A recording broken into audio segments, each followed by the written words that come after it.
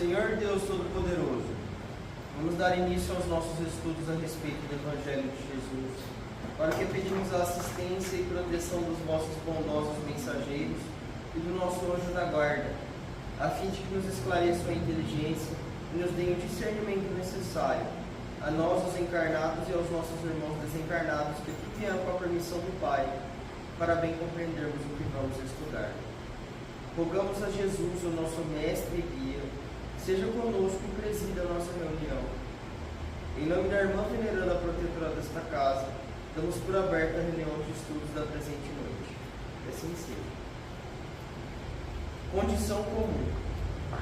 Imediatamente, o pai do menino, clamando com lágrimas, disse: Eu creio, Senhor, ajuda a minha incredulidade. Marcos 9, 24. Aquele homem da multidão, em se aproximando de Jesus com o filho enfermo, constitui a expressão representativa do espírito comum da humanidade terrestre. Os círculos religiosos comentam excessivamente a fé em Deus. Todavia, nos instantes da tempestade, são escassos os devotos que permanecem firmes na confiança. Revelam-se as massas muito atentas aos cerimoniais do culto exterior. Participam das edificações alusivas à crença. Contudo, ante as dificuldades do escândalo, quase toda a gente resvala no despenhadeiro das acusações recíprocas. Se falha um missionário, verifica-se a debandada. A comunidade dos crentes pousa os olhos nos homens falíveis, cegos às finalidades ou indiferentes às instituições. Em tal movimento de insegurança espiritual, sem paradoxo, as criaturas humanas creem e descreem, confiando hoje e desfalecendo amanhã. Somos defrontados ainda pelo regime de incerteza de espíritos infantis, que mal começam a conceber noções de responsabilidade. Felizes, pois, aqueles que, à maneira do Pai necessitado, se acercarem no Cristo confessando a precariedade da posição íntima. Assim, em afirmando a crença com a boca, pedirão ao mesmo tempo ajuda para a sua falta de fé, atestando com lágrimas a própria miserabilidade.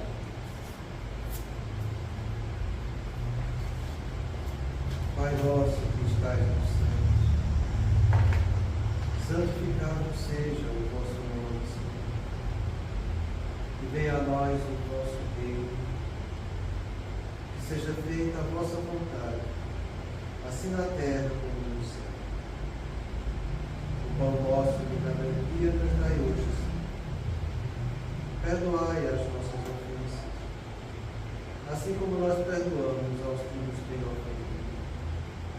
E não nos deixeis que entremos em tentações, e livrai-nos, Pai, de todo mal, porque seu é o reino, o poder e a glória para sempre. Amém. Espíritos esclarecidos e benevolentes, bondosos mensageiros de Deus, que tendes por missão assistir aos homens e conduzi-los pelo bom caminho, sustentai-nos nas provas desta vida. Dai-me força para suportá-las sem murmurar. Afastai de mim os maus pensamentos e fazei que eu não dê entrada a nenhum espírito que tentasse iludir e conduzir-me no caminho do mal. Esclarecei minha consciência com relação aos meus defeitos e tirai-me sobre os olhos do véu do orgulho, capaz de impedir-os, perceber e confessá-los a mim mesmo.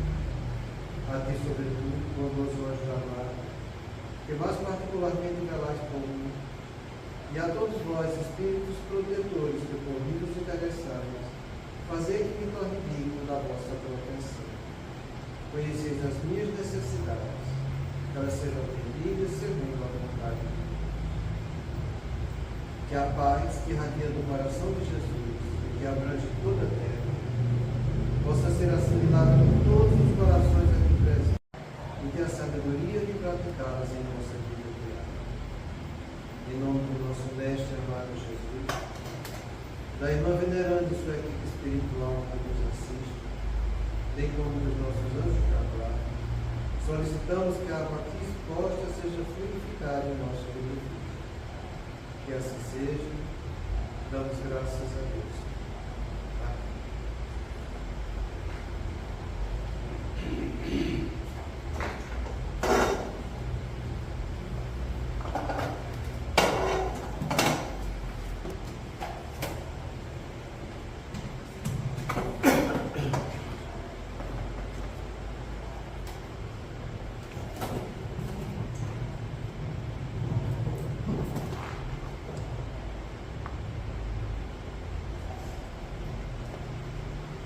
Boa noite.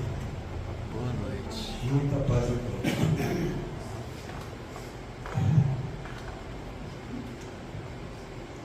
A gente está vendo casos de negligência. Depois a gente vai ver o último, que é o caso do orgulho,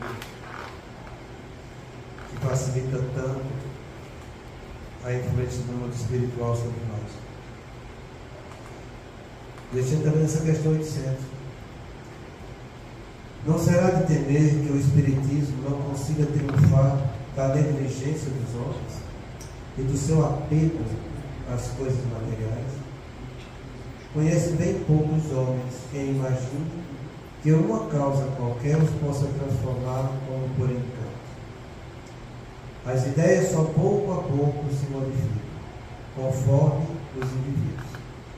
E preciso é que algumas gerações passem para que se apaguem totalmente os vestígios dos velhos hábitos. A transformação, pois, somente com o tempo gradual e progressivamente se poderá operar. Para cada geração, uma parte do véu se dissipa. O Espiritismo vem rasgá-lo de alto a baixo. Entretanto, conseguisse ele unicamente corrigir num homem um único defeito que fosse, e já o haveria forçado a dar um passo. Teria feito, só com isso, grande bem, pois esse primeiro passo lhe facilitará os outros. Então a gente viu a primeira parte do esclarecimento dele. Conhece bem poucos homens. Quem imagina que uma causa qualquer os possa transformar como por encanto? As ideias só pouco a pouco se modificam conforme, de acordo com cada pessoa. A gente viu atento. E preciso é que algumas gerações passem para que se apaguem totalmente os vestígios dos velhos hábitos. Então, olha o que é que ele fala. Vai ser preciso gerações para que os hábitos aos poucos vão desaparecendo. Do mesmo jeito que isso acontece com os hábitos de uma coletividade, isso acontece também do ponto de vista da individualidade. Nossos hábitos que a gente tem, nossos instintos que a gente traz no homem, só pouco a pouco é que eles começam a ser removidos.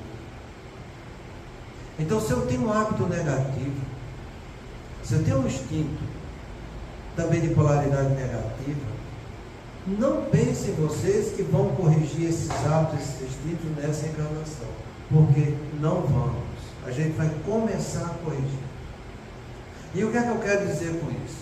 Eu quero dizer que você vai ter a encarnação inteirinha para combater aquele hábito negativo. Não é porque você bebeu nessa encarnação, teve dependência do álcool, não é porque você teve dependência do fumo, não é porque você teve dependência de qualquer qualidade moral negativa, que você parando hoje, o seu problema está resolvido. Porque não está. Você começou a resolver. Se você vencer nessa encarnação, na próxima, você ainda vai ter vestígios desse hábito e desses instintos, que você vai ter que trabalhar para continuar vencendo, até aquilo se apagar do seu sistema de recompensa. E por que eu digo sistema de recompensa? Porque a gente sabe que o hábito, do ponto de vista de neurociência, ele tem um gatilho, uma motivação e uma recompensa. Todo hábito é composto, pelo menos, numa fase mais simples dessas três coisas: o gatilho, a tendência e a recompensa. Entende? No caso nosso, por isso que chama de sistema de recompensa cerebral, Você tem o desejo, que é o gatilho, a tendência, que corresponde à motivação, e a gratificação, que começa, que é o prazer, o gosto daquilo que você está tendo, que está realizando. Por isso que se chama sistema de recompensa cerebral, que é o que a gente estuda tanto aqui na segunda-feira. Então, o que é que eu tenho que fazer com isso? Educar meu desejo.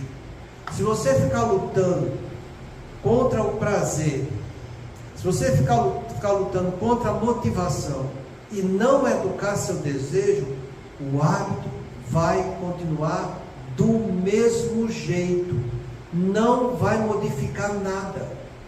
Porque a pessoa que fica querendo brigar com o prazer ou com o comportamento que gera prazer, ele não está se corrigindo, ele está se impondo a uma situação que no fundo não é o que ele deseja.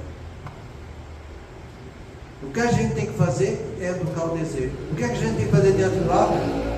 Remover o gatilho. Qual é o gatilho que se chama de recompensa? O desejo. Quanto mais você educa seu desejo, mais o seu hábito está sendo corrigido. Quanto menos educar o desejo, o hábito continua do mesmo jeito. Então, que eu compreenda que, se eu sinto desejos por coisas que não são edificantes, eu tenho que compreender que aquele desejo precisa ser educado e substituído por um outro desejo mais edificante. Porque quando eu começar a praticar um desejo mais edificante, com consciência do que eu estou fazendo melhor, aquele desejo que antes me era importante, ele começa a perder o significado. Eu trouxe aqui na segunda-feira o exemplo da pessoa que come chocolate com o sistema de recompensa. Ele vai continuar gostando de chocolate do mesmo jeito, mas ele vai substituir o chocolate por algo que ele também sente um pouco de prazer, mas que é um prazer mais edificante, e ele vai valorizar aquilo, porque ele vai morrer sentindo prazer pelo chocolate do mesmo jeito. Você vai substituir as coisas. É assim que você se educa. Se você não age desse jeito, você vai estar perdendo tempo e a oportunidade de fazer algo melhor. Isso vale tanto para os vícios físicos quanto para os vícios morais. Tem que se trabalhar o desejo. É o gatilho do hábito. E é como ele fala aqui. Se vai ser preciso gerações para que esse hábito seja corrigido, para nós vão ser preciso várias encarnações para que o nosso desejo seja edificado. Entenda a coisa como se processa. É por isso que é fundamental você reconhecer os seus problemas, para que, sabendo dos seus problemas, você possa educá-los. Caso contrário, a gente vai ficar se enganando, vai criando o que a gente chama de pseudo-amor, que é o ego mascarado. Você se impõe a alguma coisa onde se trabalha mais o fingimento do que a educação. E você trabalhando fingimento e sentimentalismo, você vai estar mascarando o seu ego. A gente não está aqui para mascarar ego. A gente está aqui para educar o nosso espírito. E para educar o nosso espírito é diante daquilo ali que eu sei que estou fazendo errado, que meu desejo não é edificante, eu tenho que ser responsável por ele. Eu sei que eu sou assim. Não é que eu estou assim, eu sou assim. Eu sei que isso não é edificante. Eu sei que se eu fiz o que não era correto, eu posso aprender a fazer o que é correto. E assim você vai transmutar uma energia viciante por uma energia edificante. É assim que vai acontecer. Quanto mais pessoas fizerem isso com consciência do que está fazendo, maior vai ser a energia que a gente vai ter para que apague esses vestígios dos velhos hábitos na humanidade. A gente vai estar trabalhando no caminho correto, ajudando os nossos irmãos aqui na Terra. Não é só por nós que a gente deve fazer isso, mas por todos aqueles que estão conosco. Se eu tiro a energia edificante, que toda a humanidade está submetida a ela, e eu estou diminuindo essa energia, eu estou colaborando com meus irmãos para que eles não caiam também nesse caminho desertificante, porque a tendência da negatividade, a influência da energia negativa vai ser menor para todas aquelas pessoas que estão envolvidas por ele. Entenda que é assim que a gente começa a ajudar todos, com essa visão. Entende? Quanto mais você se modificar, quanto mais você ajudar os outros a se modificar, toda a população que está envolvida no planeta Terra vai ser beneficiada. É por isso que tem aquele ditado que fala que se uma folha cai no Oriente, o Ocidente vai sentir a sua repercussão. E é verdade. Do ponto de vista afetivo e cognitivo, isso funciona muito bem, sabe? Então compreenda essa história do hábito, porque todos nós aqui estamos para corrigir nossos hábitos negativos. Essa é a função nossa. Quanto mais você fizer isso, mais adiante você vai estar caminhando. Por isso que ele alerta muito sobre isso aqui. A transformação foi somente com o tempo, gradual e progressivamente se pode operar. Não pense que você, corrigindo algo negativo nessa encarnação, você já está 100% corrigido. Nunca pense isso. O espírita que é espírita, ele tem a consciência que a gente está pagando aqui parcelas das dívidas que é condizente com a nossa condição de superá-las. Eu estou pagando um pequeno X daquela grande dívida que eu tenho. Eu não sei amanhã a experiência nova que eu vou ter em relação àquela dívida, se eu vou ter condição de vencer. Então não pense você que vai sair daqui cantando muita vantagem. Porque quando você faz isso, você não está tendo consciência do que você está realizando. Não, não é assim que a gente deve fazer. Entenda que a gente está trabalhando para superar o que a gente tem condição nessa encarnação. Já falei para vocês que tem um livro, por exemplo, Nosso Lar, de André Luiz, em que a mãe do Luiz, ela tem condição de resgatar, nessa próxima encarnação dela, os últimos 300 anos. E ele mesmo para o orientador, não queira saber o que acontece para trás, porque você não tem condição de realizar. E a situação é tão delicada que eles, olha, você não vai nem lembrar agora do que você fez. Você vai ler sua história dos 300 anos para cá. Porque quando a gente lê, é algo que vem de fora para dentro. Quando você lembra, é algo dentro de você que está acontecendo. A lembrança ela tem um peso afetivo maior do que daquilo que eu estou vendo. Então, Dona Laura ela é orientada para isso. Leia, veja as bobagens que você fez. Veja o grau de comprometimento que você tem, junto com essa mesma família. E vamos nos preparar para encarnar, para resgatar pelo menos um pouco desses 300 anos. Nós somos do mesmo jeito, se não for pior. Se não for pior. Irmã, no nosso estudo já foi falado, quando você lembra, você vai acionar o pré-frontal, não é? A lembrança faz parte do pré-frontal. Então, Nossa memória essa cognitiva. lembrança, primeiro ela lê, que é de fora para dentro, porque se lembrasse é como se ela estivesse revivendo novamente. Ela vive novamente nela mesma. A lembrança nossa no mundo espiritual ela é muito mais intensa do que a lembrança que a gente tem aqui. O significado é totalmente diferente. Eu sinto eu ontem, no hoje. É por isso que quando a gente trabalha em reunião mediúnica, a gente tem um certo cuidado para fazer a pessoa relembrar a encarnação anterior. Porque a lembrança ela tem um peso enorme. Eu já falei para você que o livro O Exilado, do Emílio de Miranda, em que ele está encarnado, está trabalhando com a entidade, através de um médium, em que ele induz a regressão de vidas passadas. Uma entidade que era muito resistente, entende? Que ironizava os outros, dizendo que isso não ia acontecer com ela. Entende?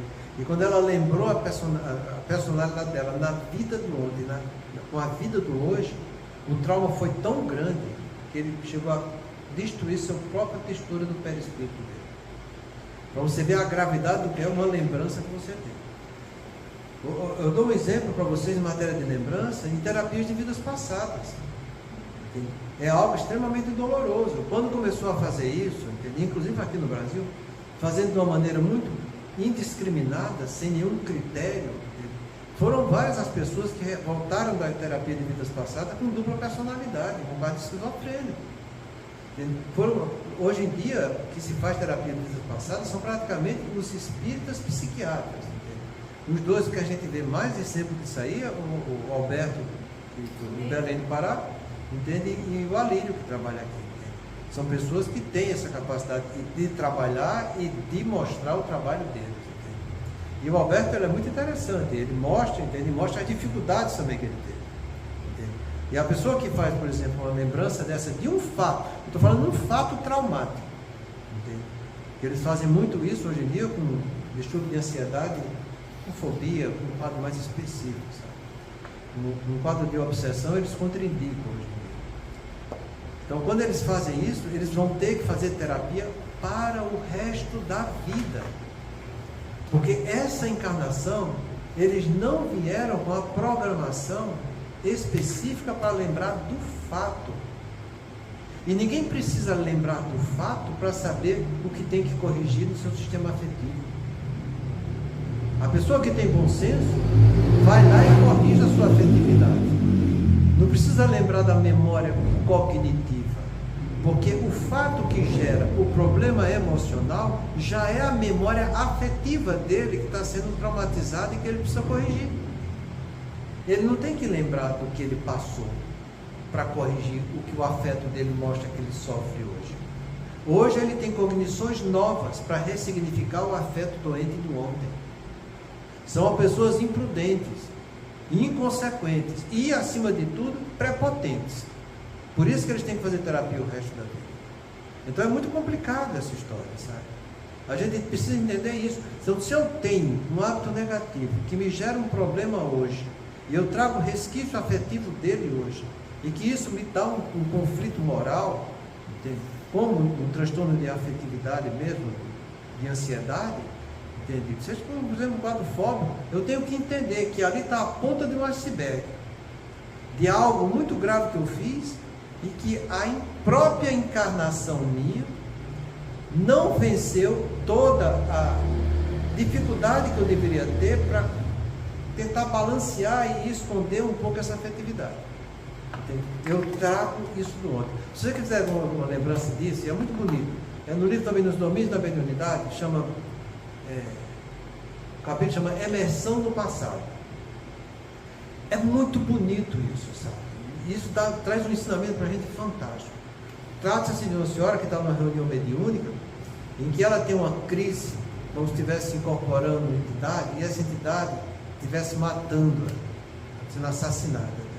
E André Luiz vê aquela cena toda, e ele não vê entidade nenhuma ali. E pergunta para o Alves, mas o que acontece com essa irmã? Eu não vejo nada aqui. Ele diz, não, ela realmente não tem nenhuma entidade. Mas aquele senhor que está ali, representa nessa vida aquilo que aconteceu no passado quando ele a assassinou. E ela voltou para essa encarnação e o trauma foi tão grande que ela não conseguiu apagar da consciência dela a energia do conflito que ela teve ontem. Só de se aproximar o campo magnético da entidade que está comprometida com ela, ela já lembra automaticamente do fato. E André Luiz pergunta, mas e aí, como é que eu tenho que fazer para corrigir esse problema? O que se faz com toda pessoa que tem um fenômeno mediúnico? Eduque. Porque na verdade, não é que tem outro espírito aqui, mas é outra personalidade, dessa personalidade que precisa ser educada e aprender a perdoar. Então ela vai ser esclarecida como se tivesse realmente uma pessoa ali, porque existe uma pessoa do passado que conseguiu vencer as barras da encarnação presente e está se manifestando aqui agora. Então o que é que as pessoas precisam? Educação. Educação. Essa mulher não tinha que lembrar nada, e nem foi revelado para ela que aquilo ali foi quando ela foi assassinada.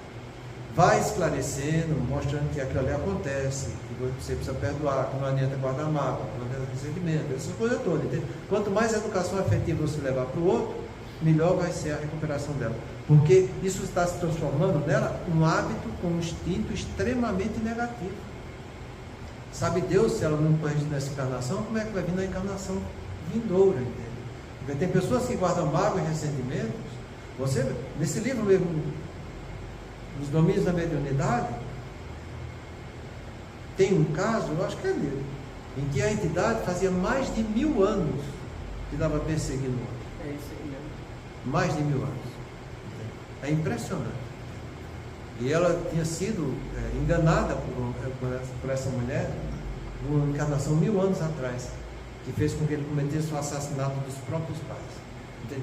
Então, a gente vê detalhes tão pequenos da nossa encarnação, enquanto a nossa individualidade tem múltiplas personalidades para trás, que já praticou tanta coisa equivocada, entende? Porque, imagina, a gente não sabe quantas encarnações tem, mas vamos tirar por baixo que a gente teve umas 300 nesse grau de humanização. 300 personalidades. Calcula o que a gente não fez com essas personalidades. No meio dessas 300 você foi homem, também você foi mulher. Você que é homem hoje, você veja como é que você trata as mulheres. Porque você, quando é mulher, você veja também como é que trata os homens. Porque você tem na sombra o reverso da sua sexualidade. Então, aquilo que você faz com o oposto, você está fazendo consigo mesmo. E você, uma hora, vai ter que enfrentar isso. Entende? Imagina as bobagens que a gente não já fez com mentiras, com usurpações, crimes, delinquências, vícios. A gente tem vício nessa. Imagina nas outras. Então a gente está pagando a parcela de dívida que a misericórdia divina permite e que a gente tem condição de resgatar. E mesmo essa pequena parcela, a gente reclama. Quando você reclama, você não está aceitando. Você está se recusando a fazer aquilo que você sabe que tem que fazer, mas que você não quer fazer. É por isso que é importante a gente entender essa palavra hábito, sabe? E saber que só gradualmente e progressivamente é que a coisa vai superando.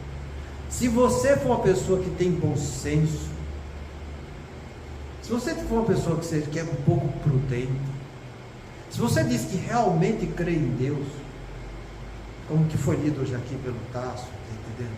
Porque a gente diz que crê, mas na hora a gente sabe que não crê. Na hora a gente pula para fora. Porque toda vez que você reclama, você não está crendo em Deus. Então você imagina, se as suas atitudes são mais de crença ou se são de descrença. Reclamar, a gente já falou para vocês, é um ato de rebeldia.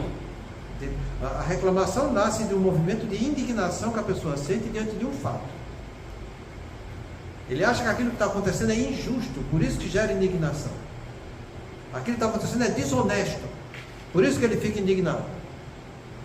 E ele fica indignado e a atitude dele seria praticar a dignação, mostrar o que é certo. Mas não, ele reclama. Reclamar é rebeldia. Porque a indignação vai te causar sofrimento. A reclamação vai te causar uma verdadeira complicação no mundo espiritual, sabe? Porque você já assumiu a polaridade negativa que vai bater contra a vida e contra Deus. Então veja como a gente reclama, como a gente não aceita as experiências e como a gente luta para que nosso desejo se realize. Em vez de educar o desejo, não, eu quero que se realize, porque eu quero sentir prazer. Entende? E aí é que está a recompensa que você quer. E ninguém está aqui para adquirir recompensa de prazer. A gente está aqui para cumprir dever. E os deveres da gente tem que cumprir aquilo que não causa prazer. Muito pelo contrário. Pode trazer consciência tranquila, mas prazer jamais. Quando Jesus fala nos mandamentos, quando Deus manda os 10 mandamentos, mandamentos são deveres maiores, não são prazeres maiores. Então, nós estamos cumprindo os deveres maiores? A gente não cumpre nem os menores. A gente não cumpre nem aqueles que estão na nossa vida, porque eu fico reclamando da mulher, a mulher reclama do homem, reclama do filho, reclama do pai, reclama do marido, reclama do trabalho, reclama de tudo. Se tem uma coisa que o ser humano gosta, é de reclamar. A gente fica perguntando onde é que está a capacidade de ter aceitação. Porque a gente já viu que para você trabalhar o auto-amor é preciso autoestima, autoaceitação, autovalorização, autoconfiança e autorrespeito. Se você fere uma dessas 5 coisas, você não está trabalhando no amor. Você está trabalhando no desamor. Então, quando você reclama, você não está tendo aceitação. Aceitação, do ponto de vista de neuropsicológico, é você aceitar o que tem de positivo para tornar melhor e aceitar o que tem de negativo para tornar positivo. Então, aquilo que eu tenho de bom, eu tenho que melhorar. Aquilo que eu não tenho de bom, eu tenho que tornar bom. É assim que a gente tem que fazer. Então, quando ele fala esse negócio só gradualmente, e é preciso tempo, e muito tempo, mas o tempo vai depender de cada um de nós, conforme os indivíduos. Você é construtor de você. Se você quiser agir melhor, você vai agir. A escolha, a energia, o esforço, deve depender de cada um. Quanto mais você fizer no caminho do bem, mais você está se libertando. Então, olha os desejos que estão te chegando. Analisa teu desejo. Vê o gosto que você está sentindo com a representação prática desse desejo. Vê se esse desejo é edificante ou não. Tua consciência sabe perfeitamente isso. Você tem a capacidade de discernimento para poder separar as coisas, do que é positivo do que é negativo. Porque a capacidade de discernimento do ponto de vista afetivo só tem 2 caminhos, não tem 3. Cognitivo tem muitos, porque depende do grau de conhecimento de cada um. Até você chegar à perfeição, do 0 a 100, tem uma infinidade. Mas afetivo não, só tem 2. O bem e o mal. E o bem é o caminho que Deus fez para os filhos dele. E o mal é quando eu fujo desse caminho. Todo mundo sabe aquilo que realmente vai ser bem e que vai ser mal para cada um de nós. Não tem desculpa para dizer que não conhecia. Porque lá no fundo da tua consciência você sabe.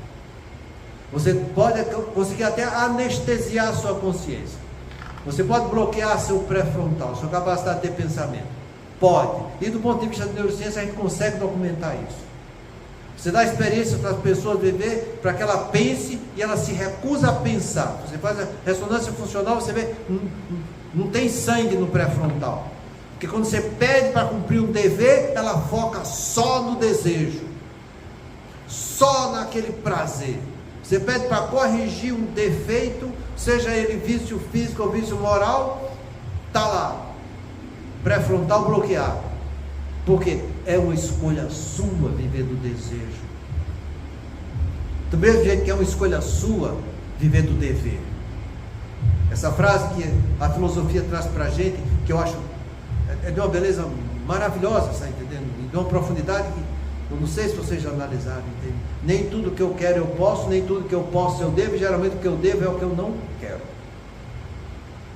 É aí que está o conflito da gente. Entre o querer, que está o desejo, o prazer, e o dever, que é o que a consciência nos pede para que a gente realize no caminho edificante do bem. Quando você quiser, você vai gradualmente fazendo isso. Porque quando você faz com consciência, você não tem pressa. Você faz com precisão. É diferente. O ego é que gosta de pressa. O ego não aceita isso aqui, ó, gradualmente. Ele já quer ser santo, ele já quer ser bom, ele já quer ser perfeito. E a pessoa que acha que está sendo desse jeito, nossa, está entrando no puritanismo. Ele não está trabalhando algo para ser puro, ele está querendo ser puritano. Porque quando você quer ser puro, você vai se educando gradativamente, sabendo que tem dificuldades a ser vencidas, sabendo que nessa encarnação você pode superar, sabendo que quando desencarnar você vai ter que aprender mais coisas, porque mais podridão existe dentro de você. E não sou eu que digo que existe podridão dentro da gente, não. Foi o próprio Jesus. Sois iguais a túmulos, caiados por fora e cheios de podridão por dentro. Foi assim que Jesus mostrou como era a nossa individualidade. Então a gente vive com esse caiadozinho por fora, que é o nosso ego mascarado, achando que já somos. E na verdade não construindo foi nada para a gente. A gente vive de auto-engano, de auto-ilusão. Porque as mudanças que a gente realiza tem que ser pacientes, corajosas e continuadas. Caso contrário, você está vivendo de enganação consigo mesmo. Então, isso que ele fala aqui, a transformação, pois somente com o tempo gradual e progressivamente pode ser operada. Não tem outro jeito. Se você está com vício para vencer nessa encarnação, entenda, você vai ter que trabalhar conscientemente esse vício até você desencarnar.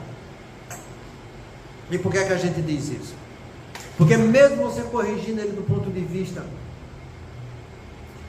vista mental,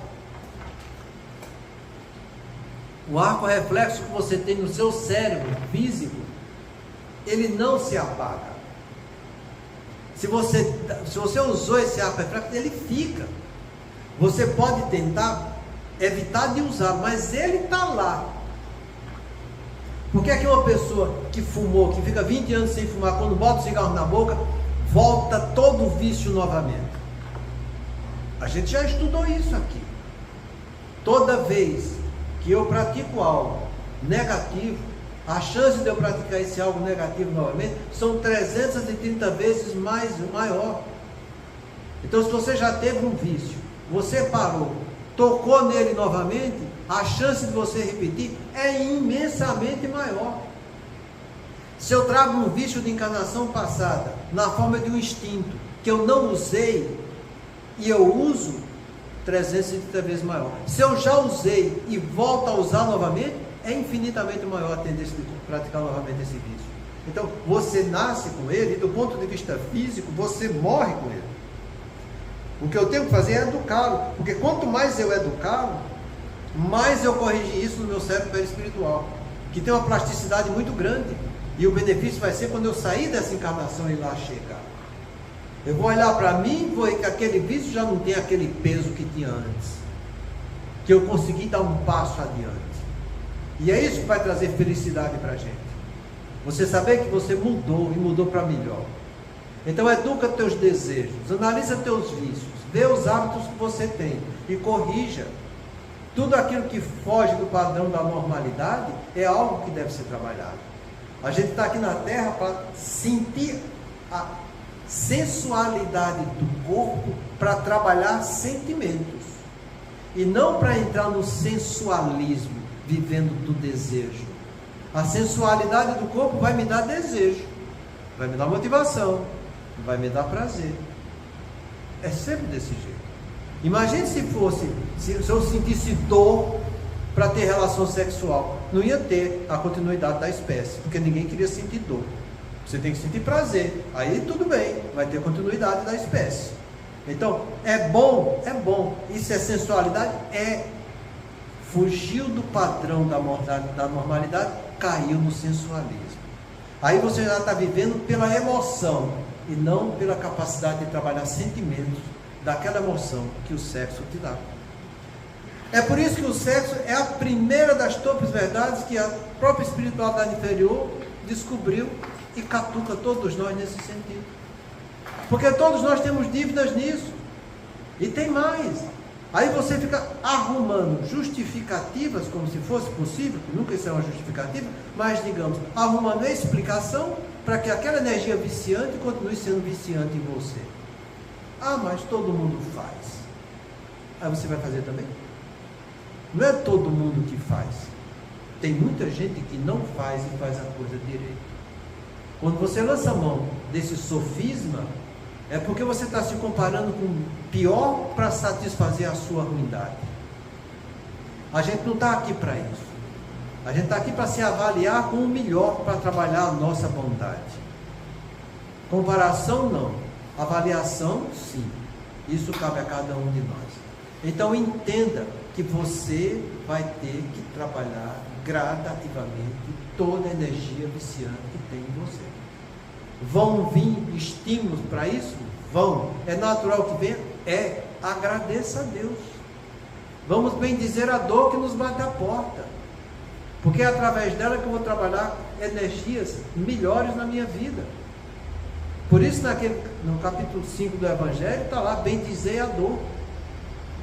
E isso é uma mensagem, bem dizer, que eu acho que quem escreve é até Joana de Ângeles, se eu não me engano, não é que eu estou falando errado, mas eu acho que é ela mesmo. Ela fala da paciência dessa bendizeadora.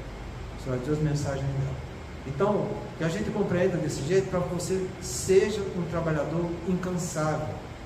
Toda vez que vier o estímulo daquilo que você sabe que é negativo, que você acha que já corrigiu, se chegou até você essa emoção, é porque você precisa educar essa emoção mais uma vez. E vai educar a emoção como? Extraindo dela o sentimento correto que ela deve representar. No início, o homem só tem instintos. Quando avançados e corrompidos, tem sensações, que vai nos trazer emoções. Quando instruídos e depurados, vão ter sentimentos. Cada emoção negativa é a possibilidade de eu instruir essa emoção e depurar, tirar o sentimento positivo dela. Aí eu vou estar me tornando um espírito melhor. A evolução espiritual nossa é qualificada pelo desenvolvimento nosso afetivo, não é desenvolvimento cognitivo, porque as trevas estão cheias de entidades inteligentes, mas com os corações bloqueados na sua afetividade, porque eles só veem justiça e conhecimento, e pouco estão ligando para a dor, nem dele, nem dos outros. Na verdade, tem medo de enfrentar as próprias dores. Então, que eu compreenda o teor dessa frase. A transformação, pois somente com o tempo, gradual e progressivamente, se operará. Para cada geração, uma parte do véu que se dissipa. Para cada encarnação sua, uma parte do véu que se dissipa. É a mesma coisa. Uma parte do véu. Uma parte.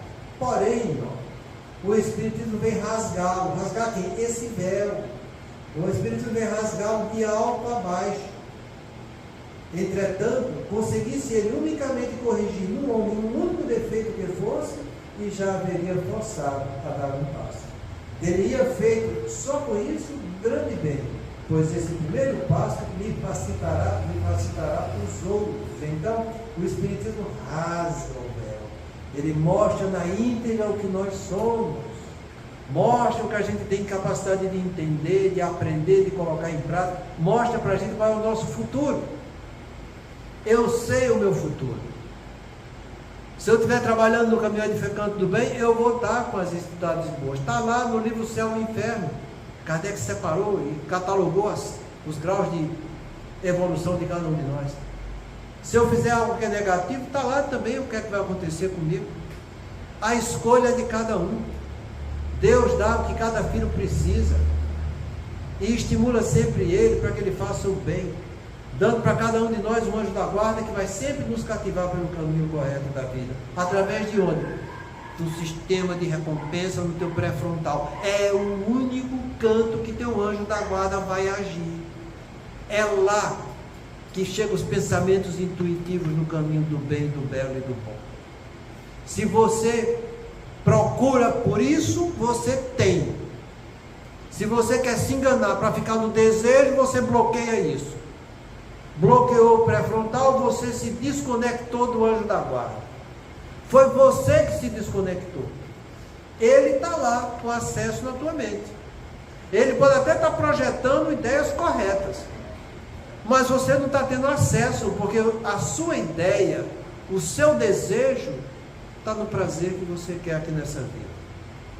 E aí vai dando cabeçada em cima de cabeçada. Para que depois que algum tempo, quando sofrer muito, porque não tem como não sofrer. Se eu fujo do caminho do bem, eu estou criando o caminho do mal. Se eu crio o caminho do mal, a dor vai bater na minha porta. E o sofrimento vai chegar. Aí quando vem o sofrimento, eu quero que eles venham resolver o meu problema. Se eu mesmo desperdicei a oportunidade de fazer correto, se eu mesmo me desconectei com eles, não. Os meus problemas são meus problemas. O problema de vocês é de cada um de vocês. Cada qual com seus problemas. Não quero botar um na mão do outro. A gente pode trabalhar em conjunto na educação e trabalhando essas ferramentas que cada um tem para vencer suas dificuldades, corrigindo os seus problemas. Isso é nobre, isso é louvável. E Jesus pede para que a gente faça desse jeito, dando força um ao outro, como Ele mesmo deixou o mandamento dele: que vos ameis uns aos outros como eu vos amei. Que a gente procure fazer o bem a cada uma das pessoas que estão envolvidas conosco. Senão a gente vai perder tempo e mais uma encarnação nessa vida. Então compreenda muito bem isso que ele está falando. O Espírito vem rasgar o leal para baixo.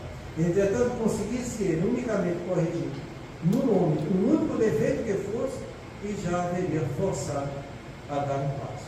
Teria feito por isso grande bem, pois esse primeiro passo lhe facilitará os outros. Entenda isso aqui, entenda. Cada passo que você der na direção do bem, você está mais próximo da sua meta. É isso que ele quer dizer. Muita paz a todos. A semana que vem, a gente vai ver a respeito do orgulho, na questão 627. Se vocês quiserem dar uma lida antes, vai ser bom. Muita paz a todos.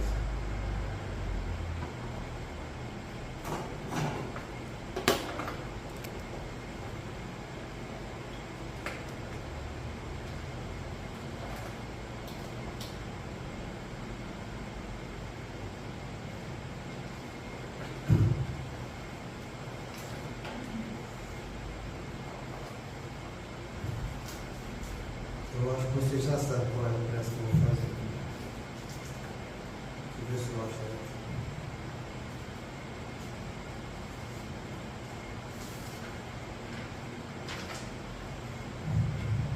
Examina teu desejo.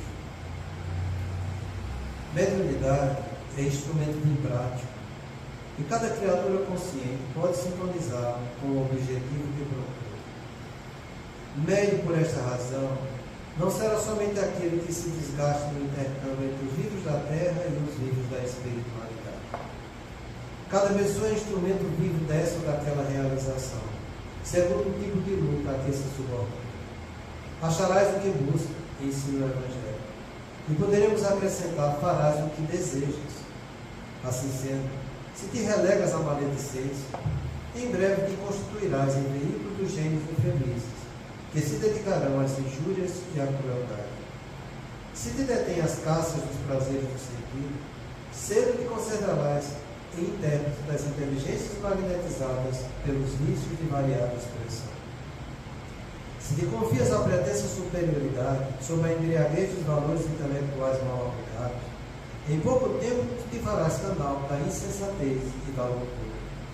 Todavia, se te empenhas na boa vontade para com os semelhantes, imperceptivelmente terás o coração impelido pelos mensageiros do eterno bem ao serviço que possam desempenhar na construção da felicidade comum. Observa o próprio rumo, para que não te surjam problemas de companhia.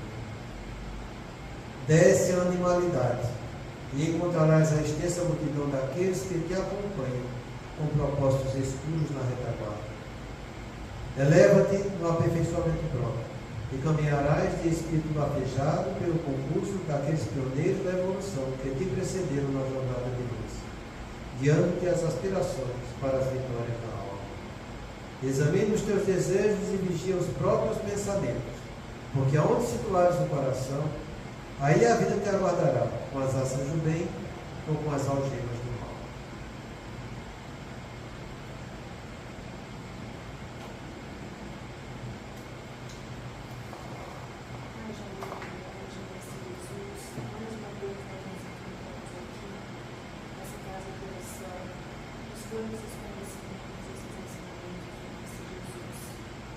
Nós possamos refletir sobre essa necessidade de forma efetiva, transformando as nossas ações negativas em ações positivas, pois dessa forma estaremos